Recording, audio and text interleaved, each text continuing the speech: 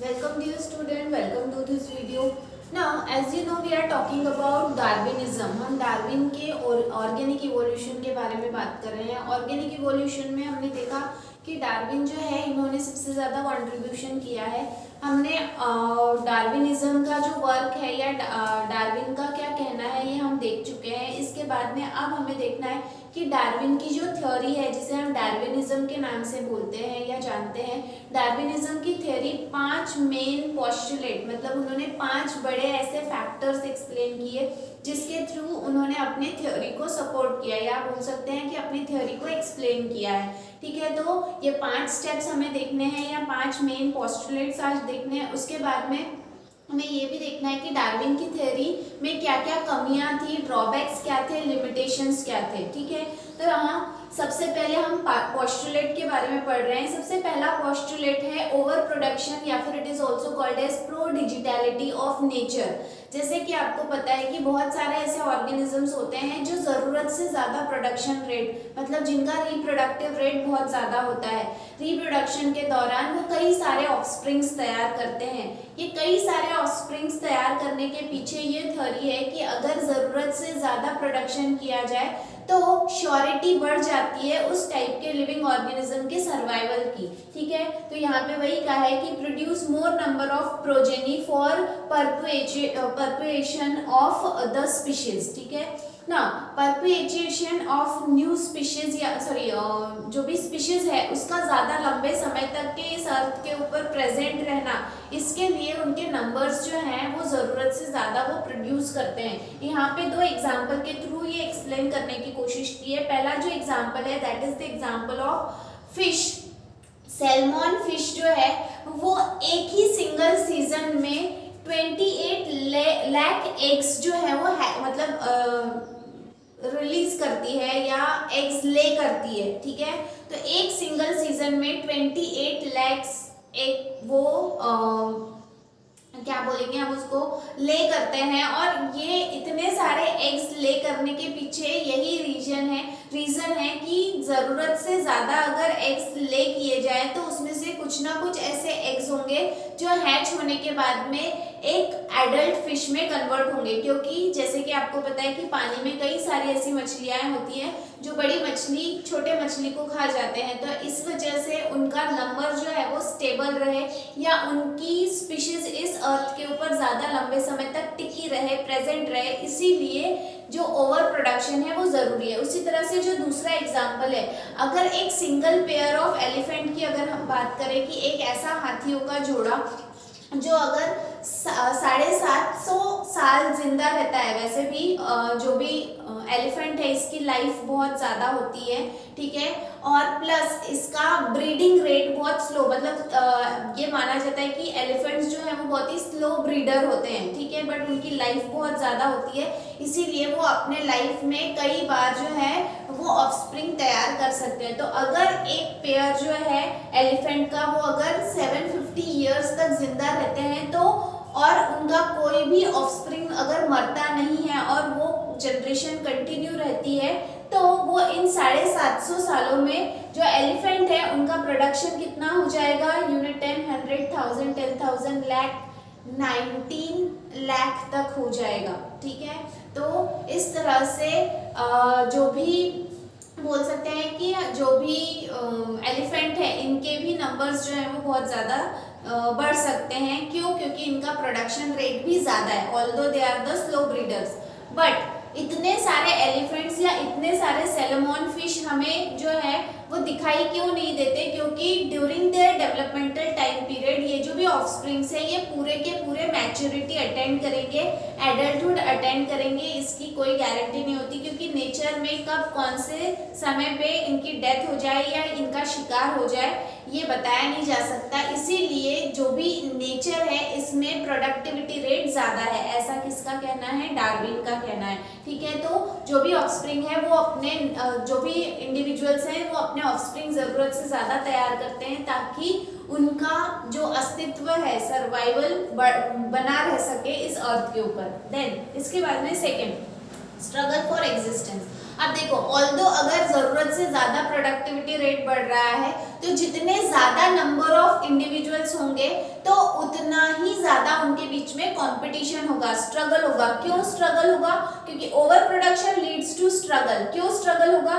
क्योंकि उनके नंबर बढ़ रहे हैं लेकिन उनके लिए जो वातावरण और जो वातावरण में प्रेजेंट रहने वाले जो भी उनकी नेसेसरी चीजें हैं, फूड है, फूड सप्लाई है, या फिर और भी दूसरा एनवायरमेंटल कंडीशन है, स्पेस है, रहने के लिए जगह, खाना, पानी, ये सारी चीजें लिमिटेड है और इनके नंबर्स अगर बढ़ रहे हैं तो ऑब्वियसली इनके बीच में कंपटीशन होगा और इस स्ट्रगल में जो सबसे आगे रहेगा, जो जीत पाएगा, उसका सर्वाइवल जो है वो ज्यादा लंबे समय तक रहेगा। मतलब ओवर प्रोडक्शन इसीलिए है कि ओवर प्रोडक्शन के दौरान कुछ ऐसे होंगे जो इस स्ट्रगल में आगे बढ़ेंगे, स्ट्रगल को जीत जाएंगे, तो वो इस अर्थ पे बने रहेंगे, और जो जीतेंगे नहीं या जो पीछे रह जाएंगे वो पेरिश हो जाएंगे। पेरिश हो जाना मतलब खत्म हो जाना, नष्ट हो जाना, ठीक है। तो इसी वजह से जो भी ओवर प्रोडक्शन है इट लीड्स टू स्ट्रगल, और स्ट्रगल में वही जो भी एडवर्स कंडीशन में, लिमिटेड फूड मटेरियल में और लिमिटेड स्पेस और एनिमीज से भागने में जो है वो सफल हो जाएगा, वही इस अर्थ के ऊपर लंबे समय तक एग्जिस्ट करेगा। देन इसके बाद में ऑर्गेनिक वेरिएशन। ऑब्वियसली अब देखो जो भी स्ट्रगल होगा, स्ट्रगल में कौन जीतेगा? तो जिसके पास में वेरिएशन है। वेरिएशन मतलब बाकी सबसे वो थोड़ा सा अलग है। फॉर एग्जाम्पल अगर आप लोग जो है वो 4 दोस्त हो और एक जंगल में फंस गए हो, इस जंगल में अगर आप फंस गए हो और वहाँ पे आपको कोई जंगली जानवर की आवाज आती है तो आप चारों जो है वो जंगली जानवर से दूर जाने की कोशिश करोगे, लेकिन इन चारों में आप जो सबसे तेज भागेगा या जो सबसे ज्यादा अपने दिमाग का कुछ तो भी अलग करेगा, वही जो है वो उस जंगली जानवर से अपने आप को बचा पाएगा।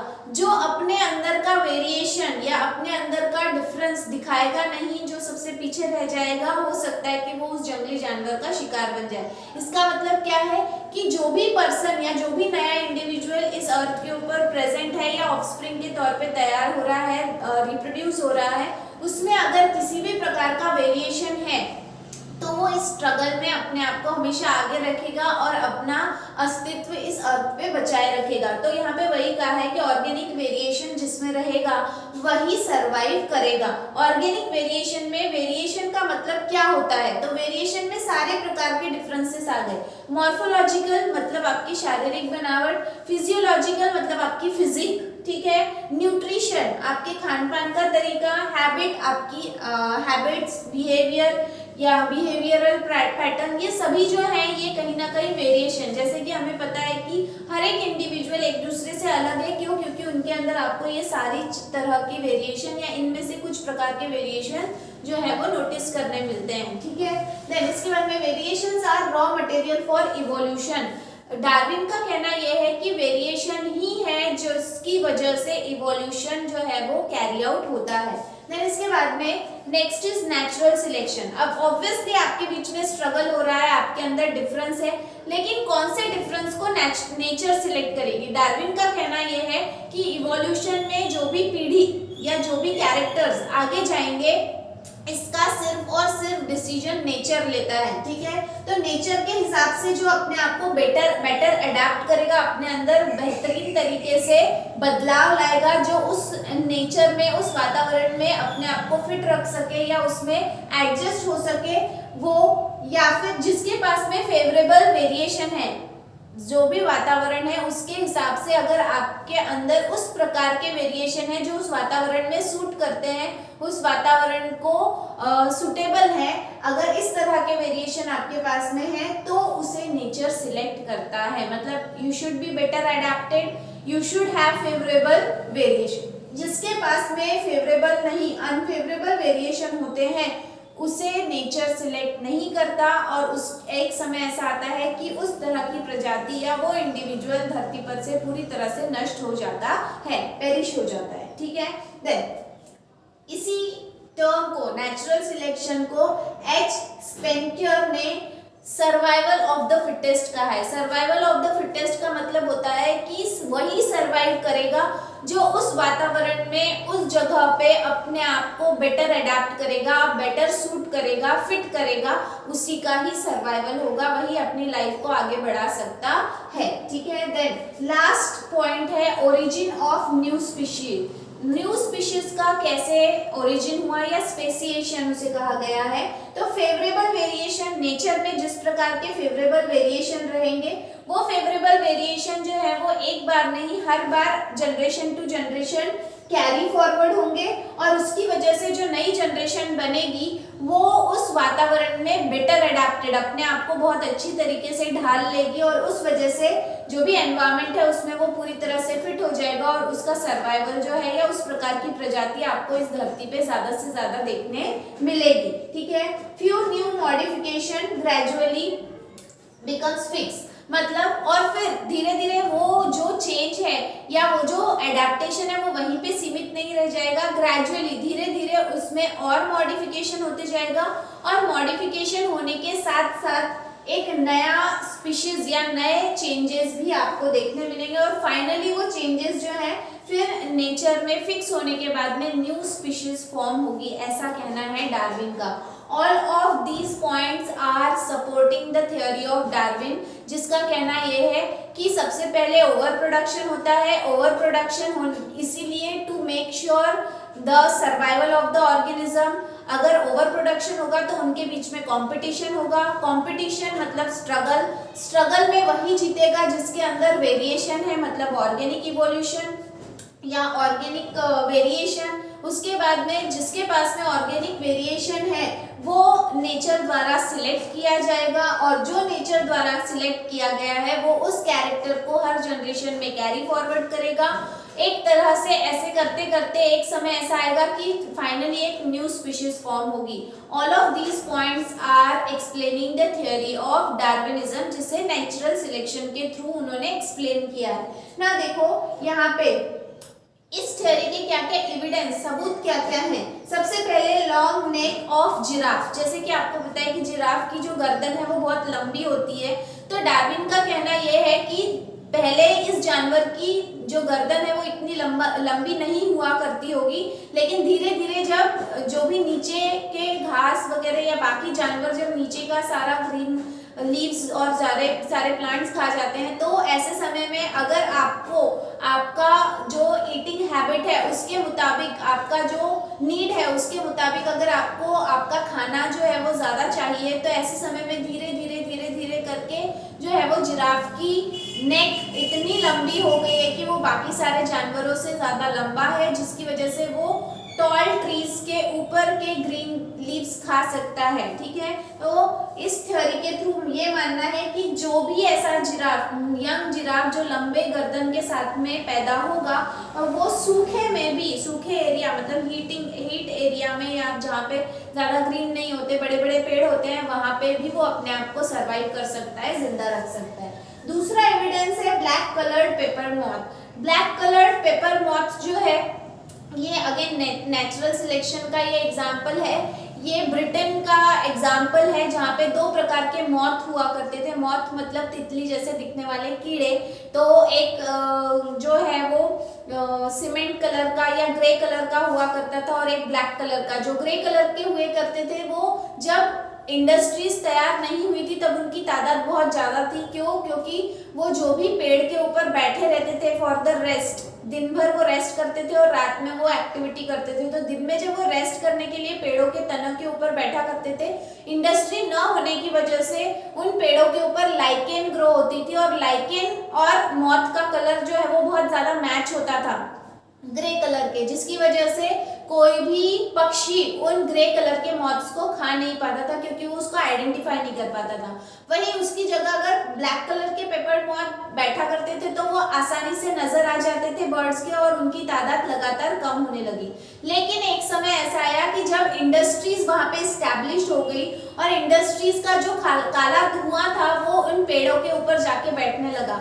लाइकेन पॉल्यूशन सेंसिटिव ऑर्गेनिज्म है, जिसकी वजह से जब पेड़ों के ऊपर जो काला धुएं का जो कार्बन है वो वहाँ पे बैठने लगा तो उसकी वजह से वो लाइकेन्स वहाँ से मर गए, हट गए और जो भी पेड़ के तने जो ग्रे कलर का हुआ करते थे अब वो ब्लैक होने लगे बिकॉज ऑफ द सूट मतलब काला धुआं जो वहां पे सेटल हो रहा था। अब उल्टा हो गया, जब ब्लैक कलर के पेपर मॉथ वहां पे बैठते थे तो वो उनका कलर उस ब्लैक कलर से मैच हो गया था, वही ग्रे कलर का मैच नहीं हो रहा था, जिसकी वजह से अब ब्लैक कलर मॉथ की जनसंख्या बढ़ने लगी और ग्रे कलर की कम होने लगी। ये भी इस बात का सबूत है कि नेचर के हिसाब से अगर ऑर्गेनिज्म में कोई बदलाव होगा या नेचर में बदलाव होगा तो अनफेवरेबल वेरिएशन फेवरेबल बन सकता है और फेवरेबल अनफेवरेबल बन सकता है। इसके थ्रू भी नेचर आपको सिलेक्ट करेगा। एंड लास्ट एग्जांपल जो है वो डीडीटी का है। डीडीटी रेजिस्टेंस ऑफ मॉस्किटो, जो भी पहले के समय में मच्छरों को मारने के लिए डीडीटी का जो है वो छिड़काव किया जाता था। अगर डीडीटी का इतना ज्यादा छिड़काव अगर किया गया है तो अभी तक सारे के सारे मॉस्किटोज मर जाने चाहिए थे, मच्छर खत्म हो जाने चाहिए थे, बट ऐसा नहीं हुआ है। क्यों? क्योंकि मच्छरों ने अपने अंदर मॉडिफिकेशन किया है उस डीडीटी स्प्रे से बचने के लिए, जिसकी वजह से आज भी मॉस्किटोज की तादाद उतनी ही ज्यादा स्पीड से बढ़ती है। तो ये जो भी चेंजेस उन्होंने किए हैं तो वो एनवायरमेंटल कंडीशन के हिसाब से अपने आप को सरवाइव करने के लिए। All these are the example which supports Darwin theory। लेकिन कुछ ऐसी भी चीजें हैं जो डार्विनिज्म की थ्योरी को फेल करते हैं, तो वो है ड्रॉबैक्स एंड ऑब्जेक्शन। सबसे पहला है कि माइन्यूट फ्लक्चुएशन, थोड़ा सा भी बदलाव अगर किसी ऑर्गेनिज्म में आ गया था या नोटिस किया गया है, डार्विन ने उसे प्रिंसिपल फैक्टर बना लिया और उसी चीज के बेस पे उन्होंने अपनी थ्योरी को जो है वो तैयार किया। Then do not distinguish between somatic and germinal variation। उन्होंने सोमैटिक वेरिएशन और जर्मिनल वेरिएशन के बारे में डिफरेंस नहीं समझाया, एक्सप्लेन नहीं किया, ये नहीं बताया कि कौन सा वेरिएशन इनहेरिटेबल है, मतलब एक जनरेशन से दूसरे जनरेशन में जाने वाला है, और कौन सा नहीं है। ठीक है, इसके बीच में उन्होंने फर्क बताया नहीं और सारे वेरिएशंस को उन्होंने इनहेरिटेबल बनाया, सॉरी हेरिटेबल बताया। मतलब सारे के सारे वेरिएशन चाहे वो सोमैटिक हो या जर्मिनल हो वो दूसरे जनरेशन में पहुंचाए जा सकते हैं, ऐसा कहना है डार्विन का, जो कि गलत है। Then, do not explain arrival of the fittest। जो भी डार्विन है उन्होंने सर्वाइवल ऑफ द फिटेस्ट ये थ्योरी तो एक्सप्लेन की, बट उन्होंने इस थ्योरी में ये नहीं बताया कि ये फिटनेस आया कहाँ से, मतलब जो भी फिट ऑर्गेनिज्म है वो आया कहाँ से, वो फिट कैरेक्टर कैसे अचीव हुआ वो नहीं बताया। इसके अलावा उन्होंने ये भी एक्सप्लेन नहीं किया कि इनहेरिटेंस ऑफ वेरिएशन, ठीक है, किस प्रकार से वेरिएशन एक जनरेशन से दूसरे जनरेशन में, मतलब पैटर्न एक्सप्लेन नहीं किया। वेस्टिजियल ऑर्गन का क्या काम है वो भी एक्सप्लेन नहीं किया। और इसके अलावा उन्होंने स्पीशीज, कुछ स्पीशीज हैं जो इस धरती पे से पूरी तरह से नष्ट हो गई है, वो क्यों नष्ट हुई उसके पीछे का कारण भी उन्होंने एक्सप्लेन नहीं किया। एंड लास्टली उन्होंने कहा है कि इवोल्यूशन हो रहा है, एक ऑर्गेनिज्म जो है वो दूसरे ऑर्गेनिज्म या दूसरे स्पीशीज में फॉर्म होता है, राइज होता है, बट इसके बीच की जो कड़ी है जो इन दोनों ऑर्गेनिज्म को जोड़ती है वो इंटरमीडिएट ऑर्गेनिज्म या फॉर्म उन्होंने एक्सप्लेन नहीं किया, प्लस उसे बताया भी नहीं या ऑब्जर्व भी नहीं किया, रिकॉग्नाइज नहीं किया। ठीक है, no explanation about neutral flower and the sterility of hybrid. इसके अलावा पेड़ों पर न्यूट्रल फ्लावर क्यों लगते हैं जिसमें ना ही कोई किसी भी प्रकार का सेक्स ऑर्गन होता है, ना ही मेल और ना ही फीमेल सेक्स ऑर्गन होता है, ये इस तरह के फ्लावर्स ग्रो होने का क्या कारण है? या फिर जो हाइब्रिड्स, दो अलग अलग वैरायटी के बीच में अगर क्रॉस पॉलिनेशन होता है और नई वैरायटी तैयार होती है या नया ऑर्गेनिज्म तैयार होता है, तो वो जो हाइब्रिड तैयार हो रहा है वो स्टेराइल क्यों होता है? इस सब चीजों को उन्होंने बिल्कुल भी एक्सप्लेन नहीं किया। तो इस तरह से दीज आर द लिमिटेशंस और drawbacks of Darwin theory. So in this way आज के इस वीडियो में हमने डार्विन के 5 पोस्टुलेट्स पढ़े कि 5 पॉइंट के थ्रू उन्होंने अपने डार्विनिज्म को एक्सप्लेन किया, कुछ एविडेंसेस के बारे में बात की with the help of some example की जो डार्विन की थ्योरी को सपोर्ट कर रहे हैं, लेकिन finally we have also discussed the drawbacks of Darwin's theory. तो इस तरह से यहाँ पे डार्विन की ऑर्गेनिक इवोल्यूशन की थ्योरी खत्म होती है। इसके बाद में है म्यूटेशनल थ्योरी या फिर म्यूटेशन थ्योरी, वो हम देखने वाले हैं हमारे नेक्स्ट वीडियो में। तो आज के लिए इतना ही, till then thank you very much.